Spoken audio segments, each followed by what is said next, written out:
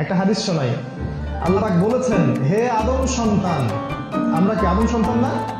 হে আদম সন্তান, আমার ইবাদতের জন্য সময় বের করো। আমার জন্য, আমার ইবাদতের জন্য সময় বের করো।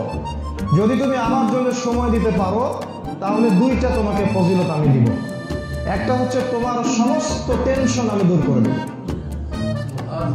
টেনশন বলে কিছু আপনার থাকবে না, এবং তোমার সমস্ত দারিদ্রতা আমি ঘুচিয়ে দিব।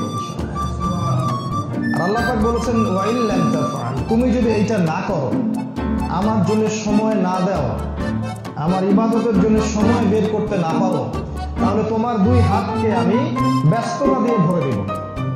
যখনই বলবেন ব্যস্ত আছে, আল্লাহ পাক ব্যস্ততা দিয়ে হাত ভরিয়ে দিয়েছেন, এটা আল্লাহর গজব।